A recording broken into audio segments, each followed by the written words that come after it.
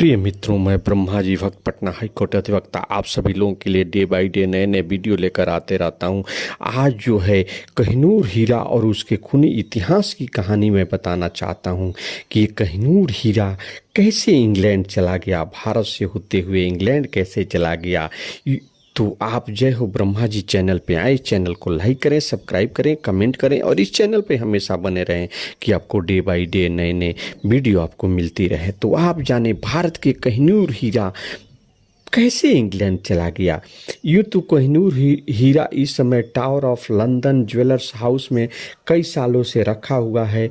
Britain वापसी की मांग समय समय पर उठती रही है। सबसे पहले यह मांग भारत ने की थी आज़ादी के तुरंत बाद। 1976 में पाकिस्तान के प्रधानमंत्री जुल्फिकार अली भुट्टो ने ब्रिटिश प्रधानमंत्री जेम्स कैल्गन को पत्र लिखकर वापस करने की मांग की थी। नवंबर 2000 में तालिबान ने मांग की थी कि कोहिनूर उन्हें वापस किया जाए क्योंकि वह कानूनी रूप से अफगानिस्तान की संपत्ति है। 2002 में जब क्वीन मदर का देहांत हुआ तब कोहिनूर जड़े ताज को उनके ताबूत पर रखा गया और तब वहाँ ब्रिटेन में रह रहे सिखों के द्वारा इस पर ज़बरदस्त एतराज़ जताया गया और उन्होंने कहा कि उन्हीं की आंखों के सामने उन्हीं के देश से चुराए गए सामान की नुमाइश और नुमाइंदगी की जा रही है।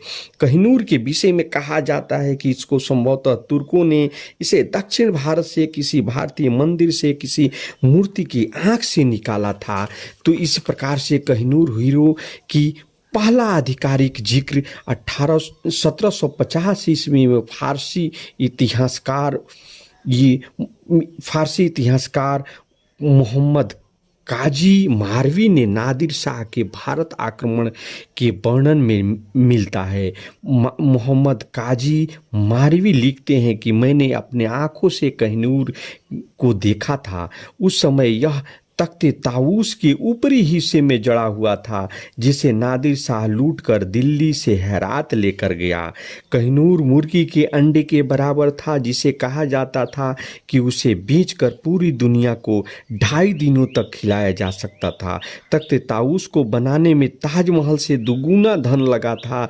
बाद में तख्ते ताऊस से निकाल लिया गया और नादिर शाह अपने बाह में बांधने के लिए उसको निकाल लिया। नादिर शाह ने अपने 1.5 लाख सैनिकों के बदौलत मुगल बादशाह मोहम्मद रंगीला की सेना जो कि 10 लाख सेना थी उसको हरा दिया। पंजाब में करनाल के पास हराया था। दिल्ली पहुंचने पर नादिर शाह ने ऐसा कत्लेआम करवाया जिसके उदाहरण इतिहास में बहुत कम मिलते हैं। मशहूर इतिहासकार विलियम फ्लोवियर ने एक लेख लिखते हैं और लिखते हैं कि जैसे ही नादिर शाह के 40,000 सैनिक दिल्ली में घुसे अनाज के दाम आसमान पर चले गए। जब नादिर शाह के सैनिकों ने मोल भाव करना चाहा तो उनमें और दुकानदारों में झड़प शुरू हो गई और लोगों ने सैनिकों पर हमला करना शुरू कर दिया और दोपहर तक 900 फारसी सैनिक मारे जा चुके थे। तब नादिर शाह ने दिल्ली की आबादी के कत्लेआम का आदेश दिया और कत्लेआम सुबह 9 बजे शुरू हुआ और सबसे ज़्यादा लोग लाल किला, जामा मस्जिद, चांदनी चौक के आसपास मारे गए। कुल मिलाकर 30,000 लोगों का कत्लेआम हुआ। मोहम्मद शाह के सेनापति निजामुल मुल्क बिना पगड़ी के नादिर शाह के सामने गए और उनके सामने घुटनों के बल बैठकर कहा कि दिल्ली के लोगों से बदला लेने के बजाय वे उनसे अपना बदला लें।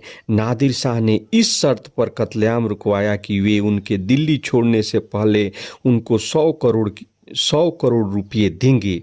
अगले कुछ दिनों तक निजामुल मुल्क ने अपनी ही राजधानी को लूटकर वो धन चुकाया। संक्षेप में एक क्षण में 348 सालों से मुगलों की जमा की हुई दौलत का मालिक नादिर शाह हो गया। और यह कोहिनूर हीरे पर रिसर्च करने वाली अनीता आनंद ने बताया है कि वे कोहिनूर को कहनूर के इतिहास को खंगालने में बहुत मेहनत की और मैंने मुगल रत्न विशेषज्ञों से बात की तो उन्होंने अपने शोध की शुरुआत में अधिकतर विचार वे मुगल रत्नों के विशेषज्ञों की थी कि जो आम राय प्रचलित है वह सही नहीं है। नादिर शाह के जाने के बाद ही कहनूर पर आम लोगों का ध्यान गया। इतिहासकार थीकू मैडकैफ लिखते हैं कि दरबार की एक नर्तकी नूरबाई ने नादिर शाह से मुखबिरी की कि मोहम्मद शाह रंगीला ने अपने पगड़ी में कहनूर को छुपा रखा है और नादिर शाह फौरन कहा कि आइए हम अपनी दोस्ती की खातिर हम अपने पगड़ियाँ आपस में बदल लेते हैं। और इस प्रकार से कहनूर हीरा नादिर शाह के पास पहुंचा। जब नादिर शाह पहली बार कहनूर हीरे को देखा तो देखता ही रह गया। और यह दिल्ली की लूट पर फारसी जो है इतिहासकार जो मोहम्मद काजी मारवी हैं वे कहनूर हीरे को दिल्ली से अफ़गानिस्तान ले जाने पर जो अपना बयान व्यक्त करते हैं वे अपनी उसमें एक किताब लिखते हैं। आलम आरा में लिखा है कि दिल्ली में 57 दिनों तक रहने के बाद 16 मई 1739 को नादिर शाह ने अपने देश का रुख किया। अपने साथ वे पीढ़ियों से जुटाई गई मुगलों की सारी दौलत ले गया और उसकी सबसे बड़ी लूट थी तख्ते ताऊस, जिसमें कहनूर और तैमूर की रूबी जड़ी हुई। लूटे गए सारे खजाने जो कि 700 हाथियों और 4000 ऊँटों और 1700 घोड़ों पर लाद कर ईरान के लिए रवाना किया गया। तब जब पूरी सेना चेनाब के पुल से गुजर रही थी तो सैनिकों की तलाशी के ली गई और उसे सिपाहियों ने हीरे जवाहरात जब्त किए जाने के डर से उन्हें जमीन में गाड़ दिया और कुछ ने तो इसे उम्मीद में नदी में फेंक दिया कि बाद में आकर उन्हें नदी की तलहटी से उठाकर वापस ले जाएंगे।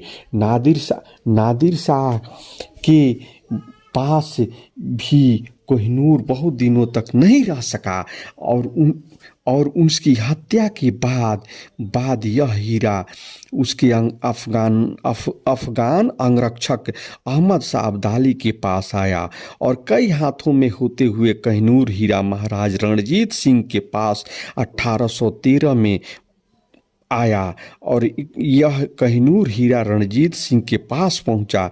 1839 में रणजीत सिंह की मृत्यु हो गई। अंग्रेजों ने सत्ता संघर्ष के बाद 1843 में 5 वर्षीय दिलीप सिंह को उससे महाराजा रणजीत सिंह के साम्राज्य का महाराजा बनाया गया।